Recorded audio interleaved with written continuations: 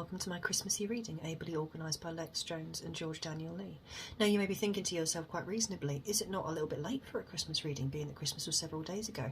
But this is actually a Gothmas reading, and I need to remind you of the fact that Gothmas is not just for one day, it is for life.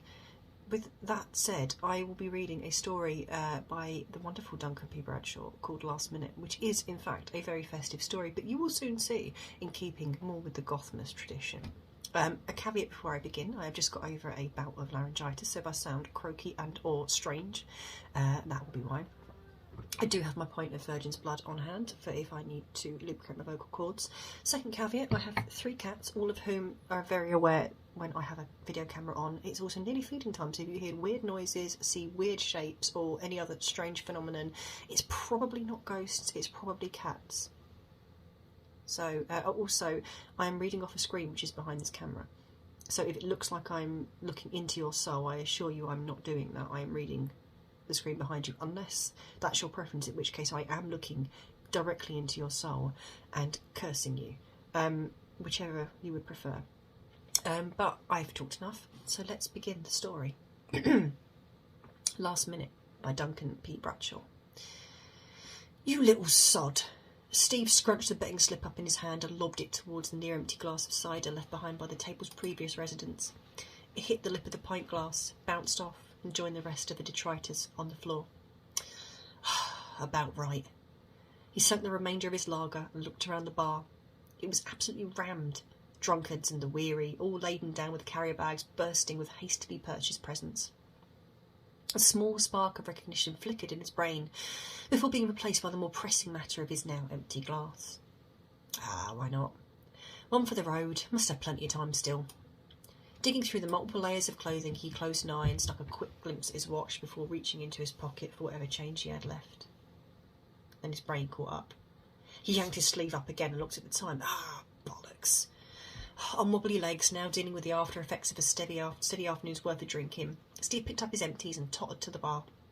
Depositing them and letting out a chirpy "Cheers then," he braced himself for the freezing cold world outside.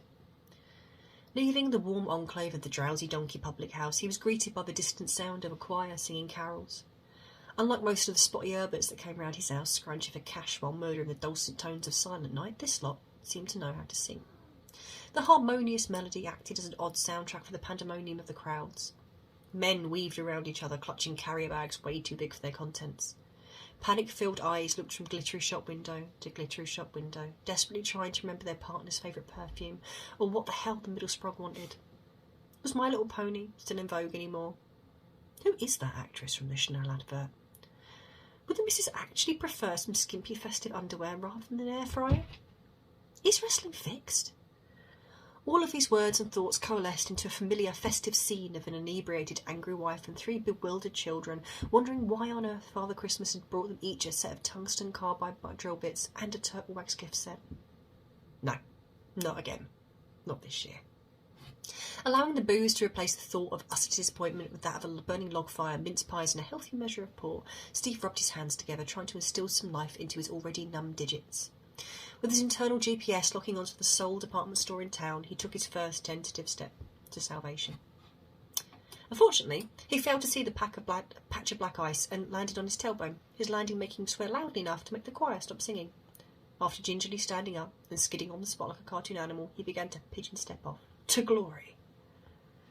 No sooner had he stood afore the promised land of friggers, bastion of all you could ask for in a retail establishment, the Christmas tree within the size of a small county, then the security guard ushered out the last pathetic-looking man, still studying exactly what the fuck he had bought, and closed the doors.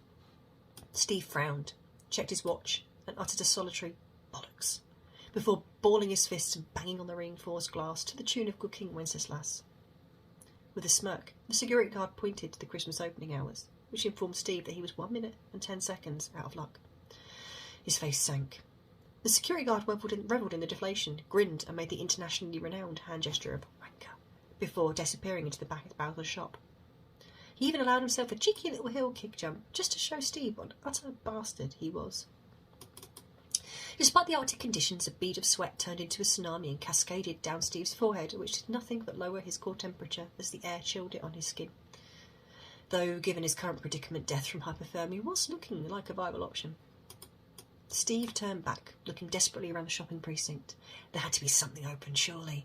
Visible on cue, a veritable Mexican wave of retail opportunities being denied rippled from shop to shop. Doors were shut, locked, and lights dimmed within.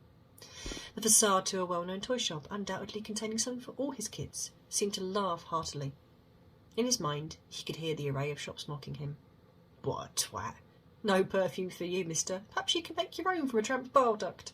Say, Daddy, what does the end of this machete do? Ah, my fingers! Nice ones, Steve. This second-hand crotchless penguin onesie is too big. Annoyed with his internal monologue for putting him in an even fouler mood, Steve slapped himself, trying to stir his spirits from the precipice of doom.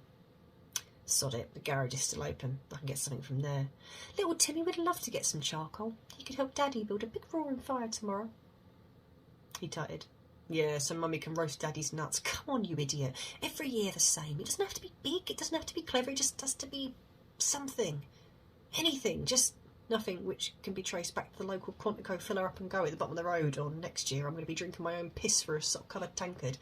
Come on, man, think. Plodding to the centre of the pedestrianised square, he looked around, trying to find salvation. Then from above, a bright light flared into the sky. Ooh, he cooed. The yellow bloom arced lazily through the pitch-black sky, settling above a block of old houses nestled next to an alleyway, frequented by the local nonces. It hovered over the dim corridor, flashed twice, then disappeared in a puff of sparkles. Still mesmerised, Steve stumbled towards it, drawn like a moth to a blowtorch. He came to a halt in front of an old antique-style shop. There was a faint light within, emanating from a meagre candle, melted on the shop counter. Miraculously, he could make out the shopkeeper, a balding man with wonky teeth, pustules and glasses held to his face by a boil which had ballooned up and fused both skin and spectacles together. Sporting a nifty festive cardigan, which at first glance looked like a posse of reindeer gang-banging a red-breasted robin, the man waved a withered hand, not his own, some kind of prop, Steve wagered, beckoning the weary shopper with him. Despite the appearance of both shop and owner, which had seen better days, probably in a parallel universe of some kind, Steve pushed the door, which elicited a small tinkling of cowbells, and stepped inside. It was the smell that hit Steve first. It reminded him of going round to see his grandparents when he was a kid. He detected wafts of lavender, damp tweed, and a tinge of sour milk. The shop itself was best described as eclectic. Bookcases of various shapes and sizes were arranged wherever there was suitable space. On the shelves were all manner of crap, from animal skulls to snow globes which had long since dried up, the pretend snow now a crust over the captive figure within. The shopkeeper was still grinning, as though he was being sexually serviced by someone stashed beneath the counter. His hand continued to tease Steve deeper into the shop. Perhaps he wished to claim him, hollow him out, and mount Steve on a pedestal for onward sale? Finally arriving at the counter, and seeing that the shopkeeper was naked from the waist down, save for a pair of heavily stained white fronts, Steve resigned himself to looking the guy square in the face. Good day to you, sir. Why, I wager you're looking for something for a loved one, or multiples of that number, to send them good tidings upon this, the most joyful of commercialised holidays, the shopkeeper lisped. Steve nodded. Yeah, though you don't know how picky my lot are. I gave the little ones a book out each last year, ungrateful so-and-sos. They want to know how to cook a variety of subcontinental meals. One day. Mrs. wasn't too impressed with the necklace I got her, though. Pearl? The shopkeeper tittered. Ignoring the obvious connotations, Steve shook his head. Nah, gold. Though it was so moody it could have been mistaken for a teenager. For a few awkward moments, silence befell the pair, except for an off-key kilter squeaking, which sounded like a trapped gerbil. Judging by the state of the shopkeeper's underpants, Steve hoped that it wasn't a call for help from within those gaudily stained skids. The silence was broken by the man bursting into laughter, a noise akin to the sound of corn popping in a saucepan on the hob. Oh, that's a good one, sir. I'll remember that. Why, I think I can find something for all your family members. In fact, I'm nearly sure of it. With a quick flick of his wrist, the man produced a set of 3 hollow metal pipes, with an elliptical hole halfway down the tube. Ta-da! Steve dared to take one, studied it intently before shrugging. I give up. What is it? The shopkeeper leaned in conspiratorially. They are steampunk whistles from the shores of Dumble. Ne'er have they been seen in these parts for quite some time. His face unchanged, Steve shrugged again. And they do what? My kids are about as musical as a whoopee cushion. With his hands on his hips and groin jutting forward, the shopkeeper licked his lips. You just go ahead and blow. Huh? Blow. Blow it good.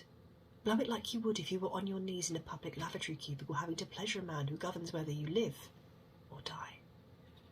Steve took a step back, working out whether he should just throw the dice of Lady Luck at the garage after all, or see what the mad bastard in front of him had in store.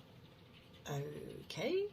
Twirling the pipe around in his fingers, he held it horizontally. Wait! The shopkeeper boomed. Rummaging around in a pocket, he pulled out a small pewter elephant, frozen in the act of tooting its trunk. Placing it on the counter, on top of a flyer for second-hand coffins, the shopkeeper bowed shallowly. Now. Holding the pipe in his hands, Steve put it to his lips. The shopkeeper tutted. No, sir, this is a nose pipe. You do not sully it with your mouth. Please, use your nose, as it was intended by the great trumpeter, Marmaduke the Magnificently Proportioned. Giving the shopkeeper a look, Steve held it to his nose and exhaled softly. A haunting aria sounded, taking him by surprise. Wow, sounds really good. I'm not even trying. The shopkeeper nodded. That's not all, sir. Look at the elephant. The what now? The elephant. Regard. Steve smiled, before repeating the pipe-blowing process again. As music filled the dusty shop, he looked down at the pewter elephant, who was now walking merrily across the counter. His little metal belly swung in time with the melody. Walking over to a glass filled with brackish water, he dipped his little trunk in and drank it. Holy shit, Steve screeched, the music stopping out of the elephant. Why does it... just sod it, how much? For you, sir, I will require 3 rectangles of paper which have a 10 stamped upon their breast. For all 3? Yes. Well, bonus. That's a gift sorted. Does it work with anything? Yes, it does, though the nose pipes of Kaplunk Khan must be used sparingly. Why's that? The shopkeeper held the pipe up to his eyes if it were a telescope.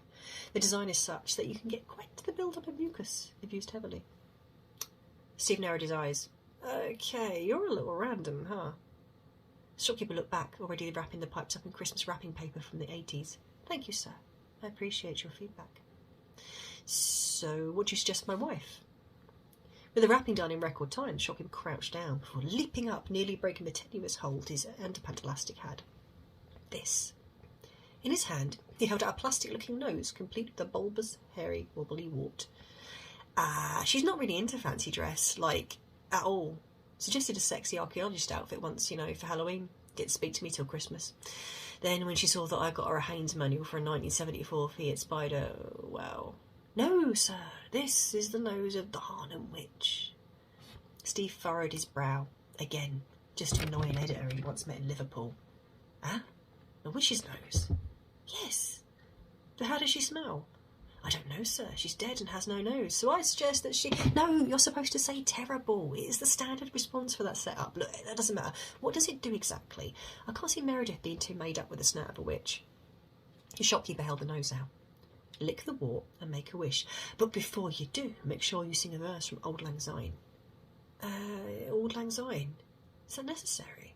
Looking offended, the shopkeeper replied, Oh, yes, very important, for if you do not, a terrible pox will visit your home. But I don't know the words. The shopkeeper sighed. Have you not heard of Google? Look, he coughed, and there's a hand. My trusty fear, and gives a hand of thine, and will take a right good willy walk for the sake of Auld Lang Syne. His tongue, which resembled a greying sponge, complete with manky cornflake, slopped out of his head and licked the wall before he said, Fetch me a pint of mead in a flagon of oak. Lo, an oaken flagon of mead appeared in the shopkeeper's hands. He raised it to his lips, stopped, and said, Cheers, and sank it in one. After an eye twitch of indeterminate length, the shopkeeper nodded towards Steve. Fucking hell, you made that appear out of nowhere. That's amazing. Coyly, the shopkeeper replied, Aye, that it is. The Harnham Witch was known to have coveted many a shiny thing. After they stabbed her, poured boiling tar into her lungs, pulled off her arms and legs, drowned her, pushed metal tacks into her skin, skillfully removed and preserved her nose, they finally set her still-breathing body alight. Happy with their work, the villagers ransacked her home, claiming quite the hall of bejewelled goblets for their own. Can I wish for anything? Only material things, I'm afraid, sir. You cannot change free will. And the request must be something from a simpler time. Simpler time? The shopkeeper sighed. The Harnham Witch would hardly know what an iPad is, would she, sir? Steve, of course, gotcha. Keep it silver and gold things, yeah? And don't forget, gift wrapping is extra, Steve offered. No, you must recite a verse from Auld Lang Syne. This is very important. Perhaps the singular most important thing to have transpired thus far. Steve gave the man a double thumbs up. Gotcha. You, my friend, or a lifesaver. How much do I owe you for the nose? The shopkeeper waved his hands. Oh, sir, for this I require no payment, merely that you take it and do not return it to my shop, for I will not accept it back. Fair dues. Meredith's going to be well happy with that. She loves all this old shit. Are you stoned? You bought magic fucking nose flutes for the kids, Meredith said, her face reminding Steve of a feral animal on the cusp of ripping some poor thing's throat out. Hey, love, that's not fair. You weren't there, the whole thing with the elephant. It was amazing. Elephant. Sorry, elephant. Not like remote control. It actually walked across the shop counter and drank out the weird bloke's glass. Steve adopted his smug look. Certainly it was the perfect time to deploy it. Meredith folded her arms. Shit. Here it comes. I'm not angry, Steve. I'm just really disappointed in you. No, that's worse than being angry. That's no physical contact for a year bad. I know I should have become a Trappist monk. You should get a kick-ass robe. Are you even listening to me? Meredith demanded, arms still folded, death stare primed and aimed squarely at her husband. Please, love, you have to believe me. Hang on, I know I can prove it. Steve rummaged through the carrier bag. He wrapped his fingers around the present and held it out. Merry Christmas, sweetheart. The tiniest fissure in Meredith's demeanour appeared, so minute that if it wasn't for the fact that they had been school sweethearts and had to endure, been madly in love with each other for 9 or 20 years, Steve would have put the odd facial expression she was now exhibiting down as the first sign of an impending embolism. Unable to present ambivalence in its truest form, she cracked. Oh, Steve, you shouldn't have. Knowing that now was the time to engage smug mode, he passed the present to his wife. Trust me, this will make up for last year. And quite possibly the 7 prior to it. Oh, sometimes you really surprise me. You know that, don't you? It's proper wrapping paper too. It's a little unorthodox, but still good work. The seams are well hidden. Plus, it doesn't smell of petrol. You, mister, are going to go in the good books tonight. Meredith winked. Steve did a mental fist pump. Unable to contain herself, she ripped the paper off. Her look of wonder disappeared faster than the contents of a 70s radio DJ's hard drive being wiped down with a fuzz come knocking. Is this supposed to be some kind of joke? Meredith held the nose out to Steve, who was still beaming from ear to ear. Hey, trust me, it's worth it. It's the nose, the yarn and witch. You can make a wish and get stuff. What, like magic beans? Huh? Honestly, for a moment there, I actually thought you'd gone some way to digging yourself out the hell you put me and the kids through. I don't ask for much at Christmas. I sort pretty much everything out on my own. I cook for dinner, put up with your racist father and your narcoleptic mother, who falls asleep while face planted in the gravy boat. All I ask is that you buy me and the kids one thing each. That's not too much, is it? Is it? Steve shook his head. Seriously, love, give it a go. If it doesn't work, then we'll do what you suggested. Go see a counsellor, speak to someone. Deal? Grudgingly, Meredith nodded her head. Fine. Go on then. How does this magical nose work? Simples. 3 things. You've got to sing a verse from Auld Lang Syne, lick the old wart there, and then make a wish. But it has to be for something a bit ye-oldy-worldy, you know, like a cassette tape or a fancy brooch or something. Meredith pulled a face. Auld Lang Syne? Why? Steve shrugged. No idea, but he seemed dead set on it. Said something bad would happen otherwise. Like what, getting a witch's nose from your loving husband at Christmas? Taking a leaf out of the United Nations book, Steve looked around the room, making a mental note to drop some hints about Meredith removing the cobwebs from the alcove above the wardrobe. Realising his wife expected some kind of response, he replied, Fine, let me see if I can remember the words. Every year we sing it. Why can't I remember the words? Because no one ever can. Seriously, by the time midnight rolls around, we're usually drunk. As if we've even made it to midnight and haven't fallen asleep because one of the kids has been playing up all day. Come on, let's just do the first verse. How hard can it be? Linking hands in that weird way people do, which looked pretty lame considering it was just the pair of them. Though unknown to them, the ghosts of Christmas past, present and future joined in. But they were going to let on that they were around, perhaps hoping to appear in the sequel. The pair began to half-heartedly sing. Should old acquaintance be forgotten, never be forgot for the sake of Auld Lang Syne. Meredith looked at Steve. That doesn't sound right. We mumbled a bit at the beginning and completely winged the ending. Look, love, this ain't the Evil Dead, you know. It's a witch's nose, not the Necronomicon Ex Mortis. I doubt very much it's going to try and bite your hand off and then forming an evil version of you. I guess. Especially considering that you're pretty evil already. Wait, cheeky. Meredith elbowed him in the ribs, making them both laugh. Come on, lick the wart, make a wish, and you and I can retire to bed. It's going to be a long day tomorrow. Scrunching her face up, Meredith licked the wart and said, I wish for a shiny golden doubloon.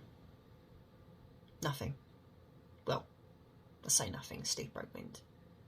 Meredith held the nose up to her face. See? Nothing.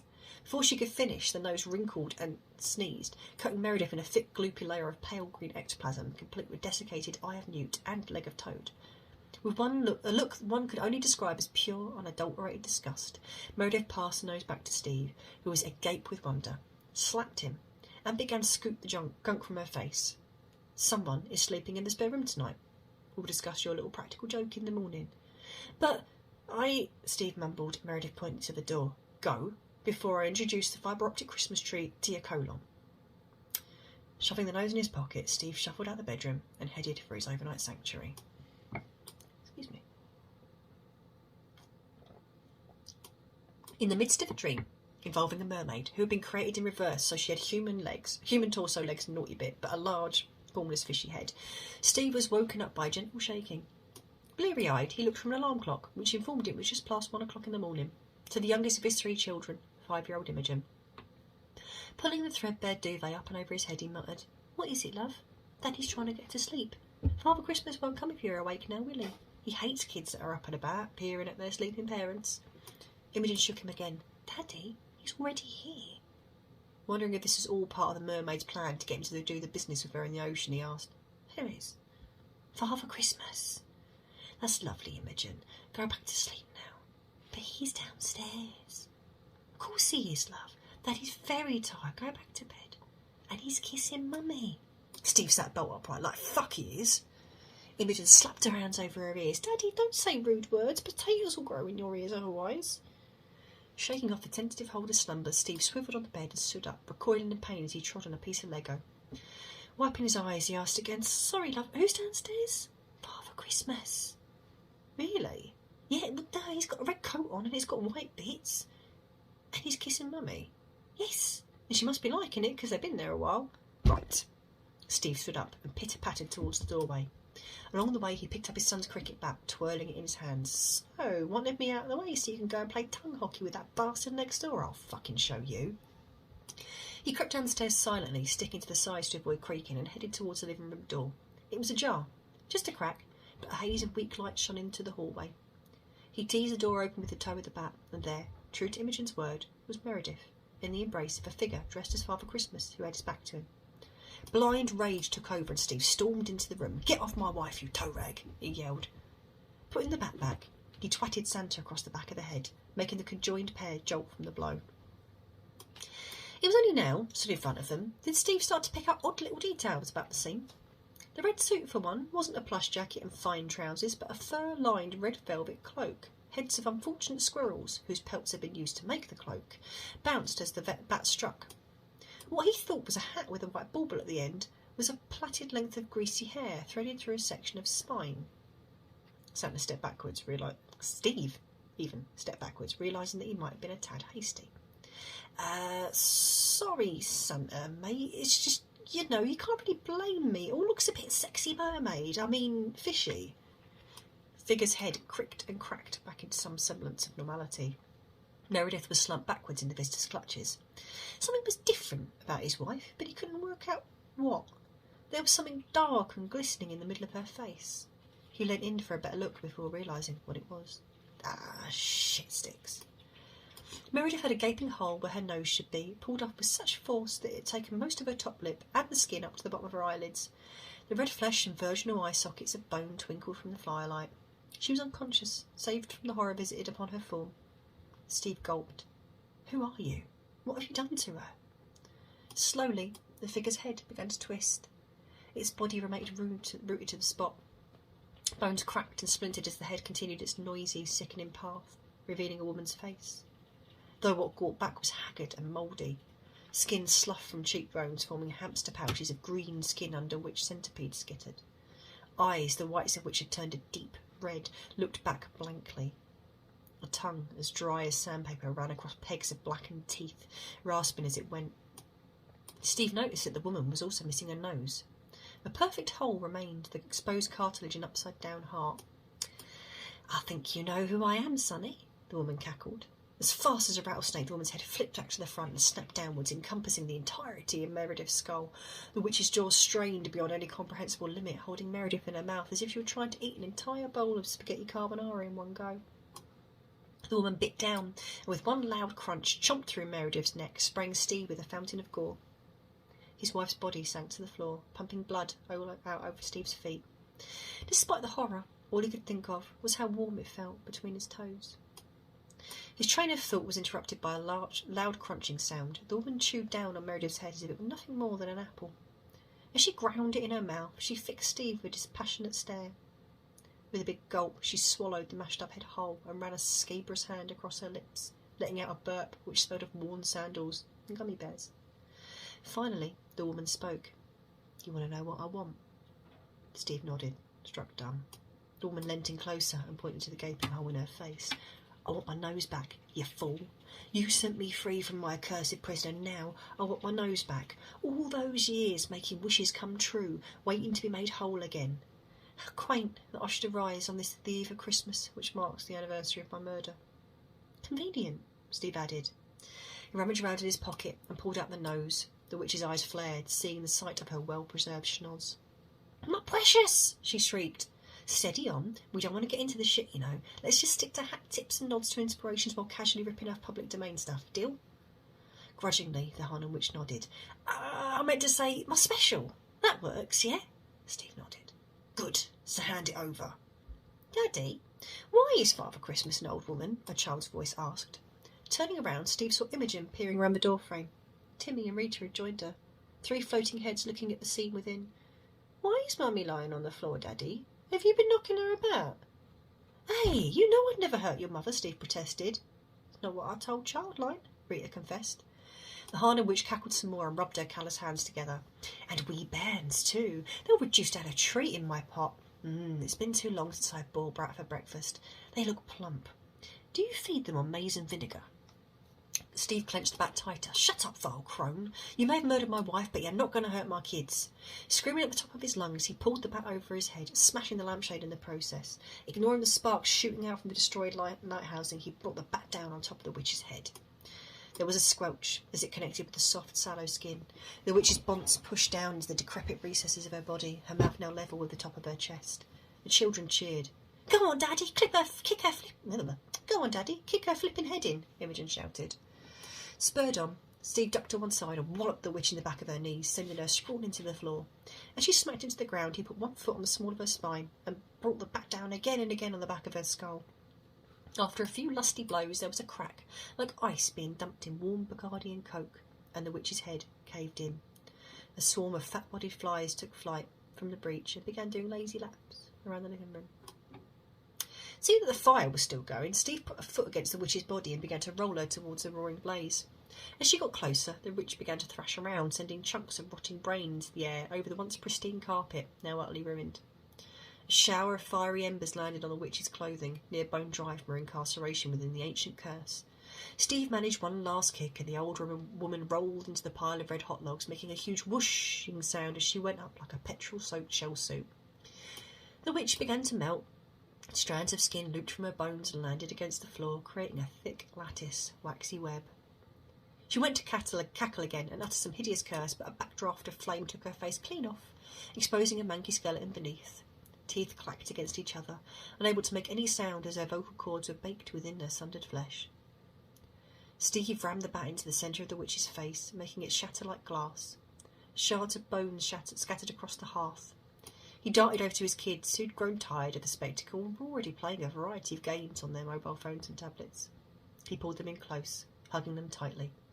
In turn, he kissed each one on the head, nodding wordless messages of condolence.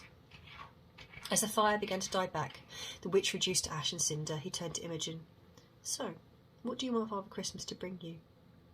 Taking a moment, she turned and said, "Mummy."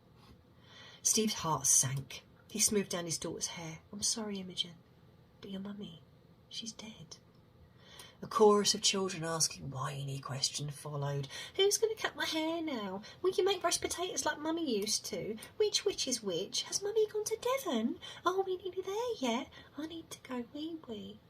Steve held his hands up. Whoa now, little ones, let's not go mental within a few seconds of your mother having her bitten off by a witch. Look, here's the deal. I'm going to look after you now. It'll be cool, honest. I'm going to make it Christmas the best ever. We'll play games, watch films until it's really late, paint on the walls. Heck, we can even drag the child remains of the witch from the fire and bury her in the forest. Don't that sound like fun? 3 blank faces looked back. Burying a body in the woods? Still nothing. In a shallow grave? Now, well, tough. I'm your dad and you'll do as I say from now on. The ground is frozen, so you lot will have to help. Plus, I'm not entirely convinced the local constabulary will believe what happened, so we'll have to dispose of the evidence. Imogen shook her head. But what about Mummy? Steve clicked his fingers together and began to rummage through the pile of blood-soaked presents. Picking up the gifts he bought mere hours earlier, he passed them to each child in turn, ruffling their hair and calling them variants of Champ, Buster, Scamp and Oddly Tinker. They each tore the paper off and looked at the nose pipes blankly. Grabbing hold of Meredith's wrist, he dragged her decapitated body across the floor, dumping it in front of the kids, who were surprisingly nonplussed by the whole thing. Now, one at a time, blow the pipe thing with your nose, okay? Imogen placed the back of her head against her father's forehead. Are you ill, Daddy? Are you going to die? Are we going to have to become poor orphans and have to survive in some musical tale of our lives? No! Come on, give it a go. When you do, keep an eye on Mummy, okay? Huffing, Imogen put the nosepipe of Kaplunk Khan under her nostrils and breathed out, spraying almost as much snot as air in the process. A beautiful, melancholic song rang out. Look, Steve said, hugging the children tighter and pointing at the headless body of their mother. Meredith's limbs twitched, before they pushed her body to stand up on all fours. As she did, a length of spinal column plopped out of the ravished hole in her neck, which was still dripping with blood. Wow, Timmy said. Can I touch her, Daddy? Please? Of course you can. Just be gentle with her, though, okay? No rubbishing around in the gaping wound. We'll seal that up plate with some carry bags and sticky back plastic. Don't you mean sell it? Steve pressed a finger against Rita's lips. Hush, child. No product placement, okay? We're supporting local businesses only this Christmas. With Imogen still playing the nosepipe, Meredith pottered around the room, butting against furniture, and offering rides to and from the bottom of the stairs for each child in turn. When Imogen tired, Timmy and Rita took a turn. Steve came back from the kitchen, holding a plate of mince pies. Come on, you lot, tuck in. The 4 of them sat on the floor, stuffing their faces with Christmas sweets and crisps. Steve had a cheeky mug of port, thinking it was well deserved. As Rita stopped playing and Meredith came to a halt in the middle of the living room, Steve rested the plate on her back. Doesn't Mummy make a lovely coffee table? The children unanimously agreed, and after they all retreated to the sofa, quickly fell asleep, all hugged up together. As the last of the wood burnt to embers on the fire, Steve squeezed them gently. Merry Christmas, little ones. Merry Christmas. Seeing she was in range, he popped his feet on Meredith, who doubled up as a half-decent footrest, and went to sleep. The end. Merry Gothmas to you all, and wishing you a very happy New Year.